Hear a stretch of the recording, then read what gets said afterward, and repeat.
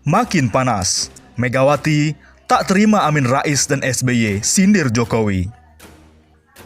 Ketua DPC PDI Perjuangan, Jakarta Timur, anak buah Megawati, Dwi Rio Sambodo, menanggapi keras kritikan Amin Rais yang meminta Presiden Joko Widodo untuk mundur.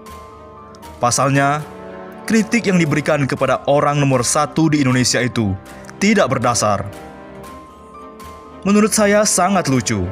Pak Amin selalu memberikan kritik tidak berdasar ke Presiden Jokowi.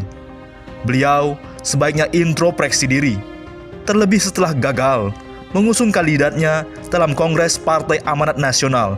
Sepertinya Pak Amin Rais kehilangan panggung. Terjangkit gejala post-power syndrome akut. Di kalangan internal sendiri, kepemimpinannya telah ditolak. Bak pepatah, menepuk air di dulang, terpercik muka sendiri. Sindir anak buah Megawati ini. Dwi Rio mengingatkan tentang bahaya karma politik akibat perilaku Pak Amin Rais yang sering bertindak selayaknya Sengkuni. Karma politik itu nyata. Saya justru kasihan kepada Pak Amin dan keluarganya. Lihat saja perilaku Hanum Rais yang bikin heboh karena manipulasi tipuan maut Ratna Sarumpait. Lalu Hanafi Rais tersingkir dari panggung politik karena kesombongan sikap dalam politik. Dan kini Mumtaz Rais diadukan ke polisi akibat perilaku yang tidak terpuji dan membahayakan keselamatan penerbangan. Ujar Rio seraya prihatin. Atas dasar berbagai kejadian yang menerpa Amin Rais dan anak-anaknya, kata dia, ibarat buah jatuh tidak jauh dari pohonnya. Dengan tidak mengurangi rasa hormat terhadap Amin Rais, Dwi Rio Sambodo meminta agar Pak Amin dan keluarga tidak perlu ragu melakukan tobat politik. Stop hujat kepemimpinan Pak Jokowi.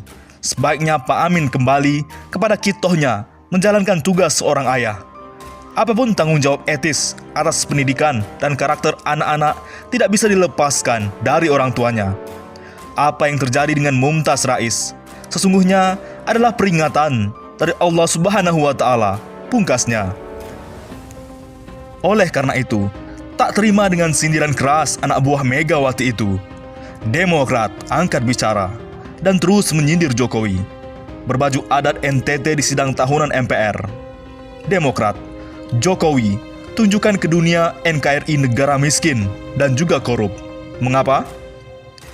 Gaya berbusana Presiden Joko Widodo dalam rapat paripurna tahunan MPR 2020 kemarin menjadi sorotan publik. Tak terkecuali oleh politisi Partai Demokrat Taufik Rendusara. Dalam akun Twitternya, @toperendusara, Taufik mencoba menjawab unggahan akun Twitter Presiden Jokowi, @Jokowi, yang mengunggah foto dirinya memakai busana adat Sabu Raijua asli daerah NTT. Dalam unggahannya, Taufik menjawab pernyataan Jokowi di akun Twitternya yang bertanya kepada netizen dari manakah gerangan baju adat yang dipakainya.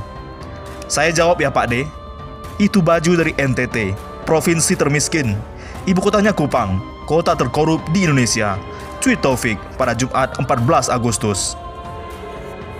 Masih dalam postingan yang sama, Taufik menyampaikan sindirannya kepada kepala negara dengan memaknai gaya berbusana Jokowi dengan realitas yang ada di NTT sekarang ini.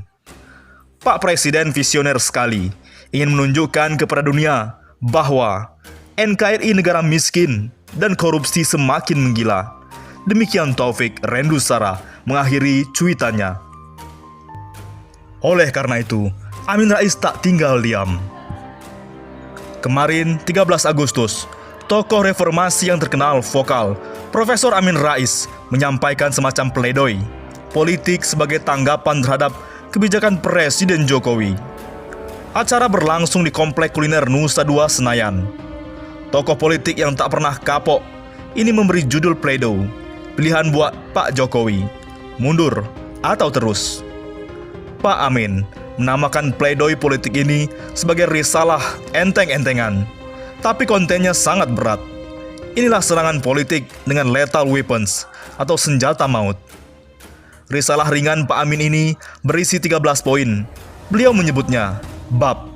Di antara 13 bab itu, ada beberapa poin yang penting yang secara kolektif berisi kesimpulan bahwa sengaja atau tidak, Presiden Jokowi telah mengaktifkan reseptor untuk ambisi ekspansionisme Cina atas Indonesia. Reseptor itu besar jumlahnya. Pak Amin memperkirakan ada sekitar 10 juta sel, dan semua reseptor itu sangat kompatibel atau cocok dengan virus kolonial Cina. Pak Amin tampaknya tidak berlebihan. Reseptor ekspansionisme Cina yang berjumlah 10 juta itu sudah lama mendominasi Indonesia. Mereka menguasai bisnis. Mereka menguasai mata rantai produksi dan distribusi. Mereka juga menjadi pemain utama ekspor-impor. Dominasi ekonomi itu membuat jutaan reseptor memiliki kesempatan untuk menguasai percaturan politik Indonesia. Mereka mampu mendikte para pemegang kuasa di semua cabang kekuasaan, eksekutif, legislatif, dan yudikatif. Di bab ke-6 dengan judul Tunduk pada Mafia, Taipan dan Cukong, Profesor Amin Rais menulis bahwa para penguasa negeri lebih fokus melayani para mafia, Taipan dan Cukong. Bahkan, kata penggerak reformasi 1998 ini, mereka itu berlindung di atau dilindungi oleh kekuasaan. Dalam kenyataannya, tidaklah keliru ketika Pak Amin Rais mengatakan bahwa mereka bisa mengendalikan para penguasa untuk meloloskan rencana jahat di banyak aspek kehidupan. Di poin sebelumnya, bab 4, Pak Amin menguraikan tentang gaya otoriter yang sekarang diadopsi oleh Jokowi. Semua orang terperangah. Orang baik, good guy, bisa berubah menjadi tangan besi. Pak Amin menyebutnya dengan istilah sosok populis yang bersubstansikan otoritarianisme. Tetapi, menurut Pak Amin, Jokowi menerapkan kekuasaan otoriter untuk membungkam rakyat, untuk menumpas kritik dan protes.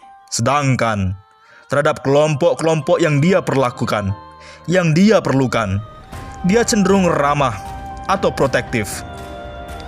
Yang sangat menarik adalah paparan di bab 5 tentang pertumbuhan subur oligarki.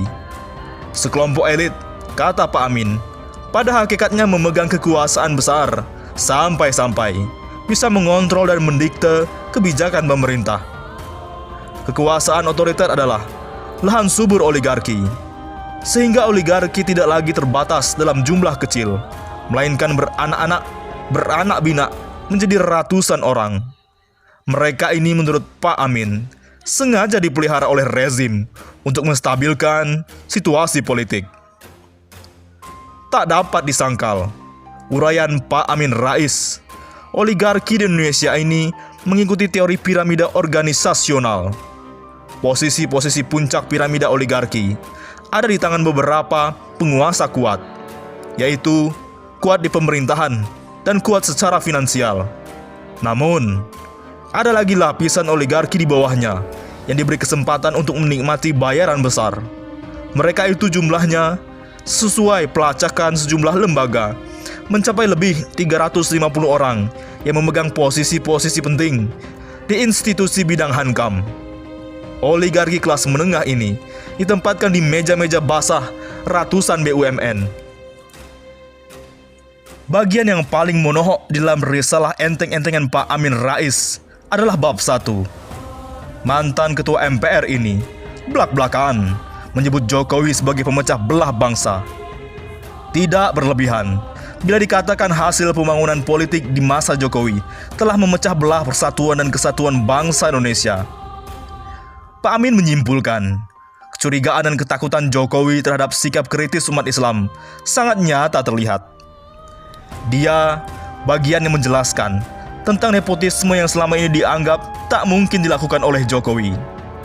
Profesor Amin Rais mengecam dukungan Jokowi dalam pencalonan anaknya di Pilkada Solo dan menantunya di Pilkada Medan. Keluarga Presiden ikut Pilkada memang tidak melanggar konstitusi, tetapi sangat jelas melanggar etika kepemimpinan menurut Pak Amin Rais. Yang menjadi masalah ialah Profesor Amin Rais terlalu lama menyadari bahwa etika tidak lagi menjadi tuntutan. Sebab kekuasaan terlalu gurih untuk diganggu oleh zat penetral yang kita sebut etika.